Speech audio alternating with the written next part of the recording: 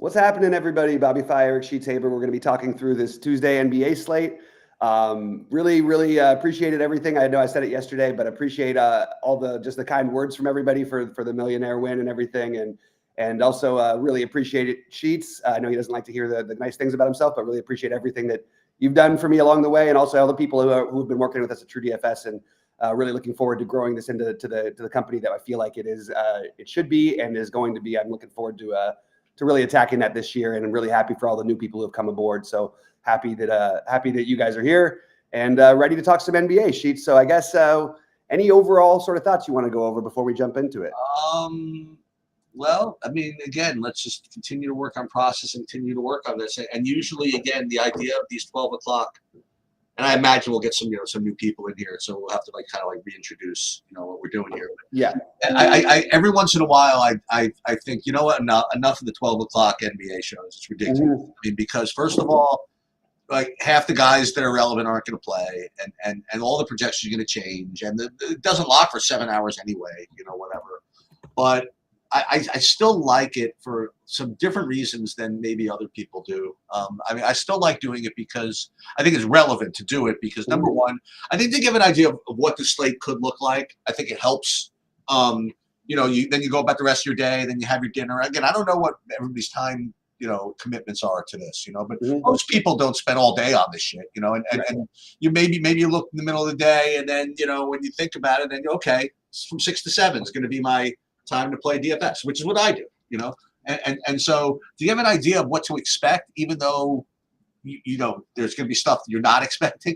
I think that's healthy. And also, again, from my perspective, the way I like to do it is because I do like to run builds early in the day, even though I know for sure I'm not gonna use them, just to get practice doing it. So let's that's one thing. And one thing that I'm noticing is that the slate doesn't start till 7:30. So that's one thing I didn't know. And the way the slate kind of maps out, you have 3 7:30 games, and then a gap, and then 2 10 o'clock games. So you have different situations. So I guess what we should probably do is go a little bit later live today, maybe 6:30 or something. Yeah, that sounds good. So we'll do for 6:30. And usually, what's been happening in the last couple of weeks, I've been every day there's been a some standout values, or a whole bunch of them above 6x or something. Today I'm not really seeing it. I mean, I don't have anybody, at least this early part of the day, projecting at even 6x, which is very strange to me. Yeah, that's what I noticed as well. And when you have KCP as the best value on the slate, it's never going to stay this way, but if it does make it a fun slate, because you have a lot of other things you could do, and you kind of have to balance it out as of right now. So I'm sure the value will open up, as it always tends to, but as of right now, we really don't have that much value at all. And it's going to be interesting to try to build. It's going to be hard to get in the high priced. You're not going to see as much Jokic, at least early in the day. But I also agree with you about the early process. And one thing it does for me that I keep a notepad next to me is that there's players that I want to get in, and then you sort of lose track of them with all the other stuff. And then sometimes there's a value that looks like it's going to be 70% owned, and I'm like, oh, I don't want any. I'll go way underweight, or I'll fade that guy. But then all of a sudden that guy becomes 3% owned because of all the other value. Then you start thinking, then I want to go back to those guys. So I keep a list of both low and higher spend ups that I want to make sure to try to get in, and I find it's helpful. But for me anyway.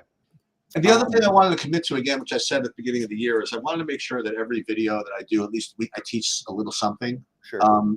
And here's what I'm going to do right now. So I'm going to run a sample build, and we'll get back into the games in a second. But here's something that people just take for granted, and I just want to kind of show what I'm doing here. So if I'm using a custom set of projections, okay, this is an important thing. I upload them in here, and here are a couple of toggles that I just can blast through, but I haven't really described. So this thing here, exclude unlisted players. So what this does, okay, or it says exclude unlisted players. What this does is, let's say that I have in my projection set, let's say that I do not have someone that Saberson projects.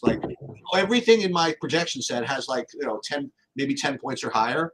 So if it's not in my projection set, it's not going to show up in the build at all. Okay. So what that does, if I toggle that, is that eliminates all like the 0.8%, the 0.8 point projections that SaberSim kind of puts out.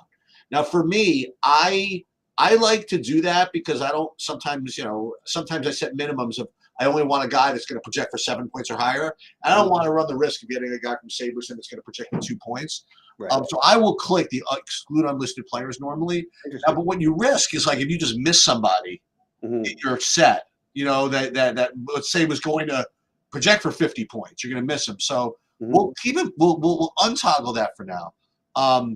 This toggle here says apply to all slates. So what that does, it's not as important in the NBA, but if there were going to be like a main slate, a turbo slate, or whatever, you could hit apply to all slates, and then you'll always be able to access these numbers. Let's say you wanted to play Showdown, and you wanted to use the same projections for Showdown. You could access them.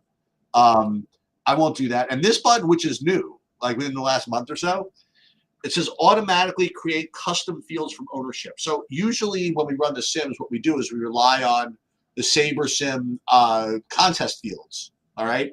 So, but if you're like an advanced player, or let's say advanced player, if you're someone who really thinks that your ownerships are better than SaberSim's, or you could create fields better than that, what you could do is you click this, and what this does is it creates its own custom fields for use, when you run the Sims based on these ownerships that I am putting in. So I'm going to do that, and you got to give that one a name. So we're going to call that I don't know, Jan's 21 or something. And we'll hit save.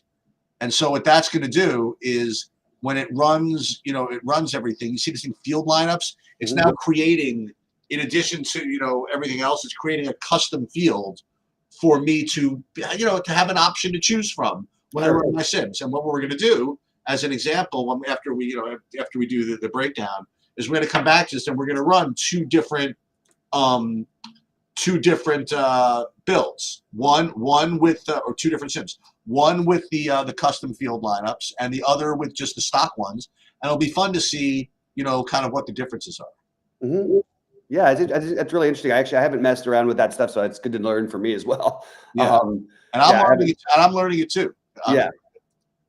That was my other one thought on the site. The lack of value and just every game being basically a monster spread one way or the other.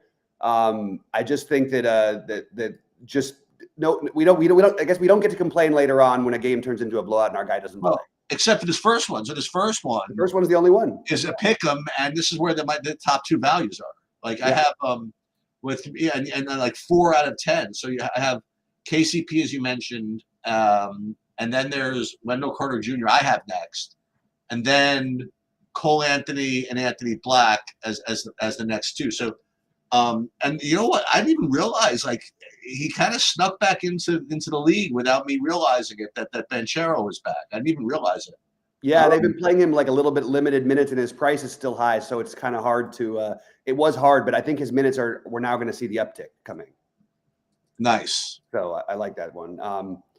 But yeah, that's what I got in my thing, and I did set I set my core plays, and look, it's all on the site. For all you have to do is scroll to the right where you get sheets and Goldie's projections also, but you got my core plays. But I do have Banchero and Cole Anthony as core plays tonight. Nice. I really like both those guys, and I think that if you built now, you're going to end up getting a good amount, especially on SaberSim, of the Orlando side in general. And I think that it's a really I like Anthony and Banchero the best. I would like to try to avoid chalk KCP if I can. If there really is no other value, we may not have a ton of choice. And there's still some Q tags in this game, but like KCP, I mean, you just look through the game log and you can see exactly why it's nerve-wracking to play him as chalk. It's not a pretty picture, and he tends to project. Not that he can't have a game and get there, but it just feels like you're supposed to play it at low ownership when no one is in the playoffs or something. And you're not supposed to play it as much when he's going to be mega chalk, which I think he's going to be as of right now. But those were the main ones for me. With the one I'm most over the field on versus their ownership, though, is Jonathan Isaac. Again, he's questionable, but just to give me Jonathan Isaac versus KCP straight up, you're going to get obviously less minutes from Isaac, but there's much more of a ceiling for him than there is KCP, just because he can just do a lot out there. Now you might get the 11-minute game, but if you get the 24-minute game, you're going to be way ahead of the field. And I love the contrarian Isaac play today. On the Toronto side, do you like Pirtle and Grady Dick? Those those two are top 5 values for me as well. Do you like either of them or both of them? Yeah, I think that it's fine. I don't like, in general, like on a bigger slate, we wouldn't really want to take players that too much against the Magic just because they play slow and they play excellent defense. I have a little bit of Grady Dick, a little bit of Podol, a little bit under the field on those guys, and a little bit under the field on Scotty Barnes, who is completely reasonable to just play at any point. And I'm under on Barrett, so I'm a little bit under on the Toronto side, which I may have to look into later, because if I'm going to play a number of Orlandos in a pick'em game where the Toronto's at home, maybe you just suck it up and play the Scotty Barnes or something like that in addition to it, or Podol.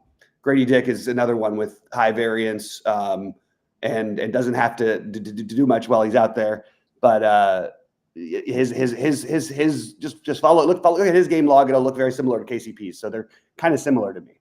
But Grady Dick's lower owned, so that's at least interesting. Before we move on to the next game, like here's another thing that I do like this at this stage of the day. So I already pre-register for stuff early, and one of the reasons I do that is to make sure I don't get shut out.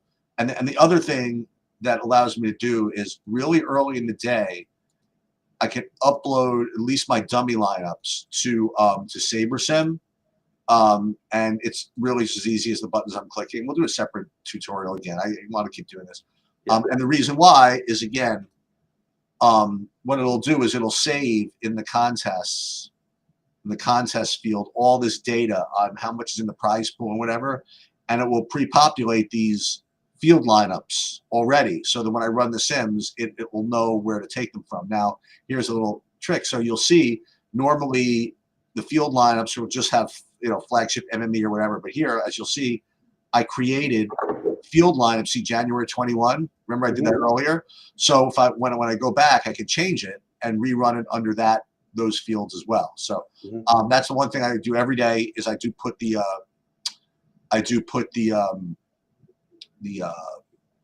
my dummy lineups in here, so it automatically saves them. All right, Portland, Miami next. Yeah, go ahead. You can start it off. Oh yeah, I don't really see all that much. I mean, as far as value goes, I mean, I guess Duncan Robinson at 4,100 can always get hot. But aside from that, I mean, I guess Hero would be my favorite play of the game at 8,300. Feels like kind of, and no, Bam is under 8K and not really projecting all that well, even at 7,800. He's been really struggling, man. Yeah, I guess so, huh? Yeah. So this game seems like kind of a, I imagine the game is going to fall right around where it looks, 115, 105, something like that, Yep. With not too much ceiling available, at least the way I'm looking at it. Yeah, I don't have anybody who I feel like I want to go out of my way to try to play here. This Khalil Ware is interesting because he's been getting more minutes, and I'm curious where his ownership ends up. I mean, he's been just completely smashing. I think it might almost be time for me to just put in my own projection on him because, SaberSim's got him at 5X at 22 fantasy points. He has been going just completely berserk. And yeah, we've got Butler back, but Butler was back for the last game. He put up 42, 21, 28, 41 before that. He's been really, really good. And I think that's one that I'm curious where the field ends up on because I'm looking in different places and they've got him very differently projected. So, but as of right now, he would be my favorite thing. And I'm also open to the idea of Rozier and Jimmy Butler, but that's pretty much all I have for this game. SaberSim always loves Ayton. I don't love the matchup, but if you want to take a shot, I don't blame you. But really, it's mostly going to be Ware or maybe Rozier for me. Duncan Robinson's another fine. It's all the same thing. It's like people are going to play one of Robinson, one of Grady Dick, and one of KCP, and they're all kind of similar plays. I would say Robinson probably has a little more upside if things go well, but that means like he has to hit like 6 or 7 threes, and he's also got a lower floor than the other guys. So It's just how much you want to get invested in that. It's an interesting slate because you got all the 7:30 games, the 3 7:30 games, and then you don't have games again until 10 Eastern. So you will have a lot of information to late swap. So playing the later games also as much as you can on these slates, I think is a little bit of an edge. So this game always gets a little bit of juice. The Knicks Brooklyn games. These are always kind of fun. Wish Brooklyn had players. I mean, they just don't have much. I guess Cat 9,700, Brunson 9,000. Sure, why not? They both look fine here. Not really. Have you had any luck like playing any of these Brooklyn values that show up at the last minute? You know, I have not. And no. And I'll tell you something else. I'm getting like nothing from Brooklyn in this whole game. Yeah, Clowney's the one who's gotten there for me before a number of times, but usually it's been when everybody's out.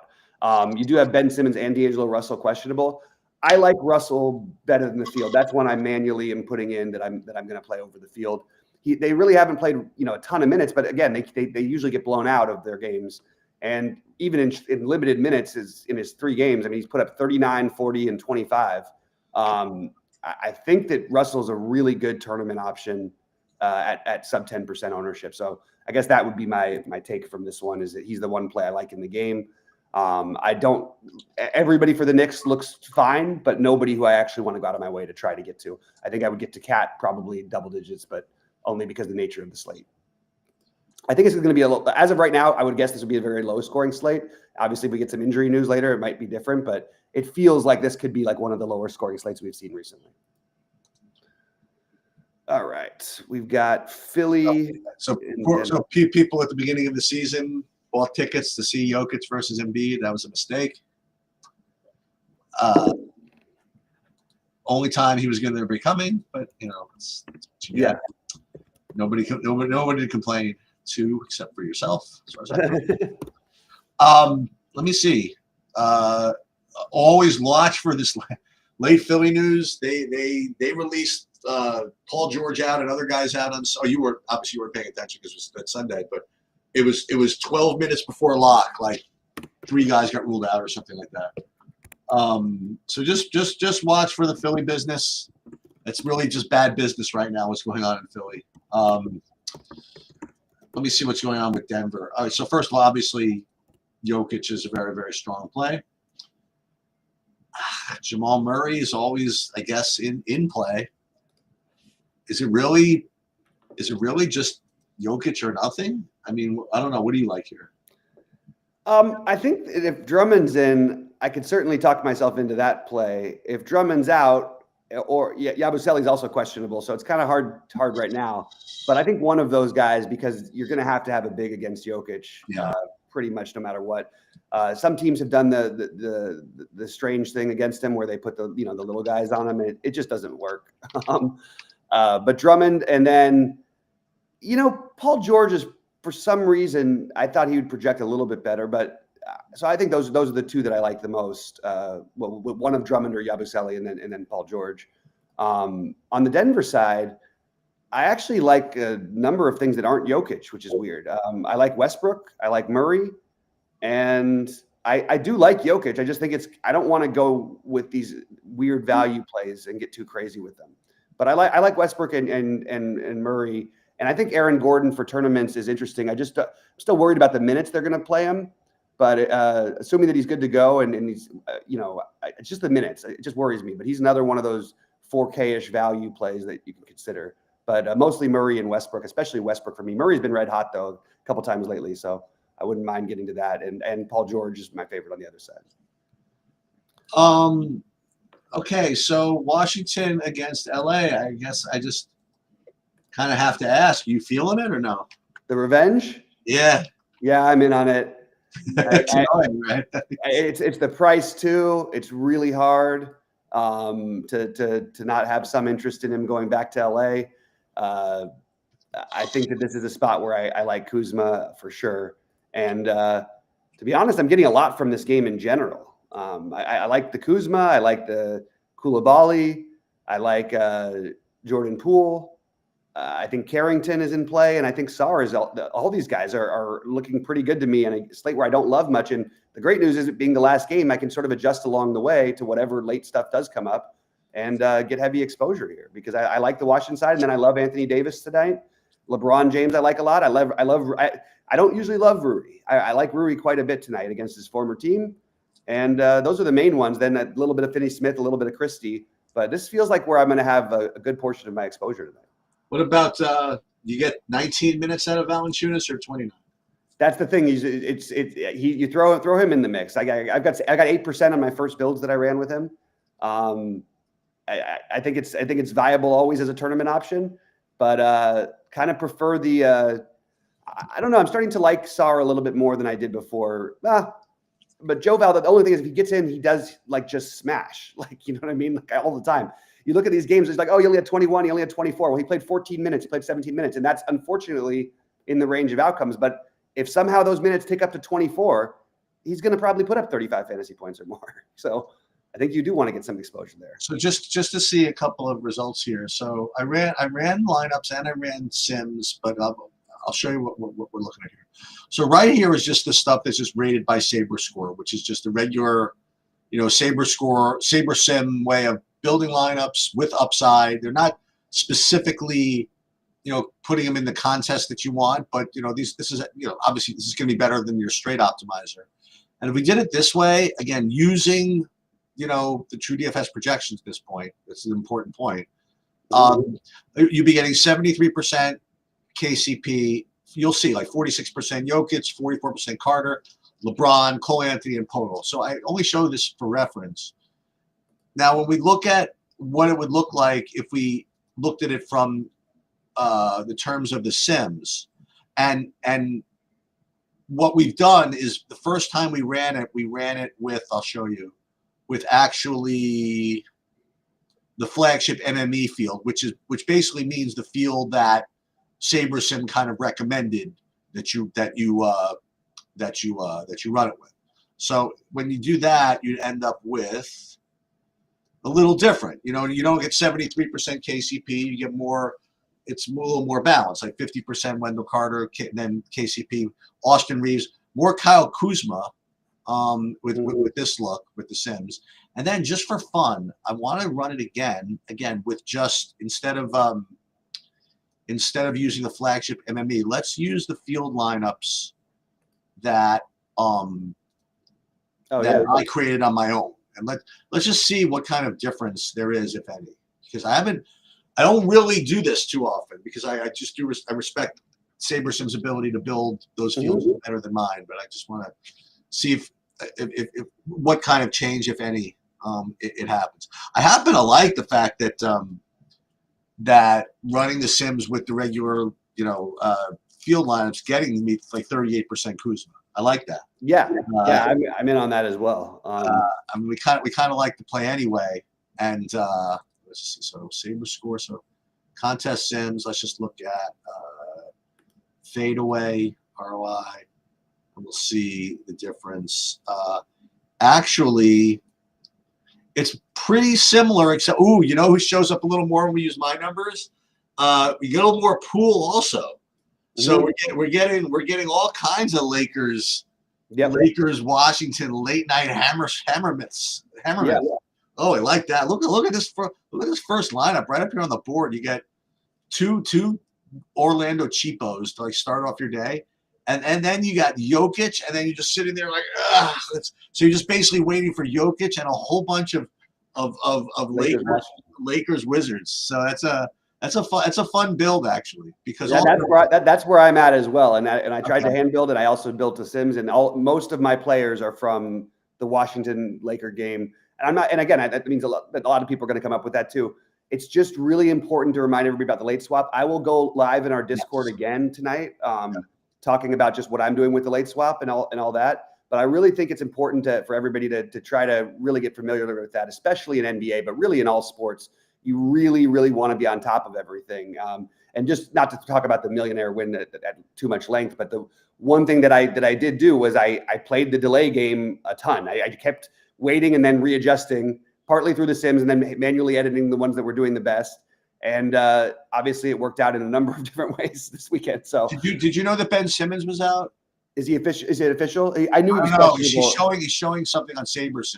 Let me see. It's or no, unlikely to play Tuesday. I don't. Oh yeah, he's out. He was ruled out right as we went on this morning. Okay. And D'Angelo Russell is officially probable. So. Oh, so we're gonna get lured into these cheap nets again. Is that the story? I think we're gonna get lured into D'Angelo Russell, which I think is a good cheap net. That's fine. Yeah. Yeah. We know that guy's chucking. He's not gonna go out there and do nothing. So we have Jonathan Isaac with a questionable. We have Yabusele with a questionable. And Drummond. You have Drummond with a questionable. Paul George is a questionable after missing his last two. I just presume LeBron and AD are just playing. Yeah, they're always playing. I would be very surprised if Paul George sat again. I just feel like I cannot. I understand he's got to be banged up, but like this team has to get wins. Like their season, they're like bordering on like a lottery team, and it's just crazy. But it's the East, so you can get back. But at some point, you got to win some games. So I don't know. I'm playing it as if Paul George is in, but man, I wouldn't be. I guess wouldn't be too surprised as he's missed the last two, and I thought he was going to play. I'll tell you the who do play that I think I'm into that you mentioned. I mean, if you believe that Washington game could be like a fiesta, which it could be, to go with the Rui. I haven't played him in a while. And presuming this game is no defense, which I presume it isn't. I mean, yeah. What is the over under in that game? That might seem too easy just to play the over in that game. I that was one of my bets of the day. I just posted it. Oh really? Oh, sick. Yeah. It's 228.5. But the only thing is that I caution about that I was nervous about is the Lakers have started playing very slow without D'Angelo Russell, and their defense has gotten a little bit better. But as you'd expect, so the problem is that they're now the fourth slowest team in the NBA over their last 10. It won't matter that much to me, I think, when they play Washington. I think it's going to be up and down. Yeah, I mean, you get Kuzma and Poole just firing it up. You know what I mean? Yeah. I mean, if the game is slow, then it could be like a Valanciunas game. Yeah, that's true. I wouldn't put it past them. It's just. It really comes down, I don't know how they want to play against Davis because Davis should be able to kill Sarr, and Sarr gets 2 quick fouls in the first quarter. And next thing you know, Valanciunas has 30 at halftime, like we've seen so many times. It wouldn't surprise me. So I kind of like that idea of the sneaky Valanciunas. Even though this is going to be fun. I wonder if there is a late slate that just those 2 games. I think so. You think so? Yeah, there's a night slate. FanDuel looks like the exact same. It's basically the exact same today so far. There was one play I had different on FanDuel. Let me just double check. KCP, I think, stands out a little bit more over there because at least he can get even being on the court. I mean, if he gets 2 steals in a block, they'll still might get him to only 20 on DraftKings, but you get the extra points for it on FanDuel. So that's very much on the table against a team like Toronto who does turn it over. He was the one that stood out. I like him better on FanDuel than DraftKings. Cole Anthony mostly it's pretty similar. I think I got some more LeBron over there, and I got some more Jonathan Isaac over there because in general he's more expensive, but Isaac in general is he's the kind of guy who puts up he might have no points, 7 rebounds, 3 assists, and then 8 stocks, 8 steals and blocks, and that's obviously huge on FanDuel because of the 3x for the steals and blocks. You think the Commanders can win?